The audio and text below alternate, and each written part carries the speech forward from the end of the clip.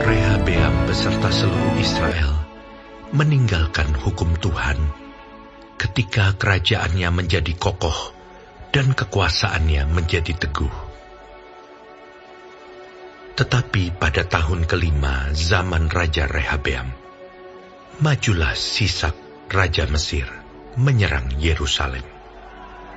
Karena mereka berubah setia terhadap Tuhan. Dengan 1.200 kereta dan 60.000 orang berkuda, sedang rakyat yang mengikutinya dari Mesir, yakni orang Libya, orang Suki, dan orang Ethiopia, tidak terhitung banyaknya. Ia merebut kota-kota benteng yang di Yehuda, bahkan mendekati Yerusalem. Nabi Semaya datang kepada Rehabeam dan pemimpin-pemimpin Yehuda yang berkumpul di Yerusalem, berhubung dengan ancaman Sisak, dan berkata kepada mereka, "Beginilah firman Tuhan. Kamu telah meninggalkan aku. Oleh sebab itu, aku pun meninggalkan kamu juga dalam kuasa Sisak." Maka pemimpin-pemimpin Israel dan raja merendahkan diri dan berkata, "Tuhanlah yang benar." Ketika Tuhan melihat bahwa mereka merendahkan diri, datanglah firman Tuhan kepada Semaya, bunyinya, "Mereka telah merendahkan diri. Oleh sebab itu, aku tidak akan memusnahkan mereka.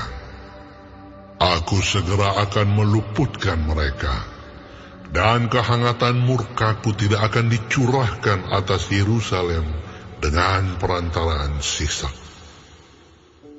Tetapi mereka akan menjadi hamba-hambanya, supaya mereka tahu membedakan antara mengabdi kepadaku dan mengabdi kepada kerajaan-kerajaan duniawi."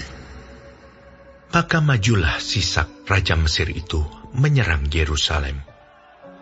Ia merampas barang-barang perbendaharaan rumah Tuhan, dan barang-barang perbendaharaan rumah raja, semuanya dirampasnya. Ia merampas juga perisai-perisai emas yang dibuat Salomo. Sebagai gantinya, Raja Rehabeam membuat perisai-perisai tembaga yang dipercayakannya kepada pemimpin-pemimpin bentara yang menjaga pintu istana raja. Setiap kali raja masuk ke rumah Tuhan, bentara-bentara datang membawa masuk perisai-perisai itu. Dan mereka pula yang mengembalikannya ke kamar jaga para bentara. Oleh sebab raja merendahkan diri, surutlah murka Tuhan daripadanya, sehingga ia tidak dimusnahkannya sama sekali. Lagi pula, masih terdapat hal-hal yang baik di Yehuda. Raja Rehabeam menunjukkan dirinya kuat dalam pemerintahannya di Yerusalem. Rehabeam berumur 41 tahun pada waktu ia menjadi raja, dan 17 tahun lamanya ia memerintah di Yerusalem, kota yang dipilih Tuhan dari antara segala suku Israel untuk membuat namanya tinggal di sana. Nama ibunya ialah Naama, seorang perempuan Amon. Ia berbuat yang jahat karena ia tidak tekun mencari Tuhan. Bukankah riwayat Rehabeam dari awal sampai akhir semuanya tertulis dalam riwayat Semaya nabi itu dan Ido pelihat itu, yang juga memuat daftar silsilah? Antara Rehabeam dan Yerobeam terus-menerus ada perang.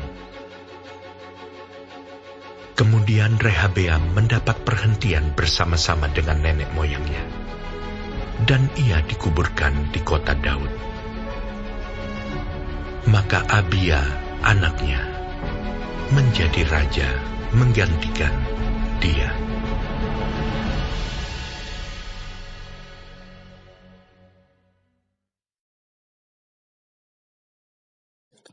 Shalom semua jemaat Tuhan, kembali kita di dalam pendalaman Alkitab Clear Sight.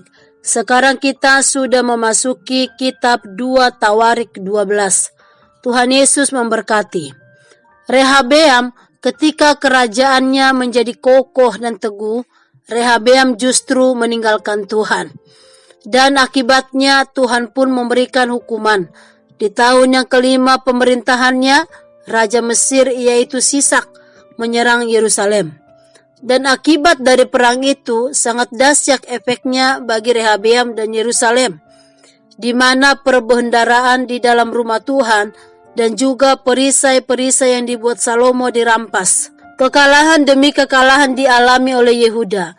Semua ini terjadi atas ketidaksetiaannya dari Rehabeam kepada Allah. Murka Tuhan surut setelah Rehabeam merendahkan diri. Dan ketika Tuhan melihat ada hal-hal yang baik yang dilakukan di Yehuda. Ketika Rehabeam berubah setia, Allah berhenti melindunginya dari musuhnya. Kita tidak dapat mengharapkan Tuhan untuk melindungi kita dari berbagai bahaya kehidupan atau dari serangan iblis bila kita tidak setia kepada Tuhan. Kuasa perlindungan Allah sampai kepada kita hanya melalui iman yang hidup pada Kristus. Ada beberapa hal yang bisa kita ambil dari pasal ini. Yang pertama, Tuhan selalu memberkati orang-orang yang taat dan setia kepadanya. Yang kedua, Tuhan tidak segan-segan menjatuhkan hukuman kepada umatnya bila umatnya itu berubah setia. Yang ketiga, pengampunan Tuhan itu ada apabila umatnya atau orang yang berdosa itu berbalik dan mau merendahkan dirinya di hadapan Tuhan. Kiranya Tuhan menolong kita untuk selalu setia kepada Tuhan sampai akhir hidup kita. Amin. Tuhan Yesus memberkati.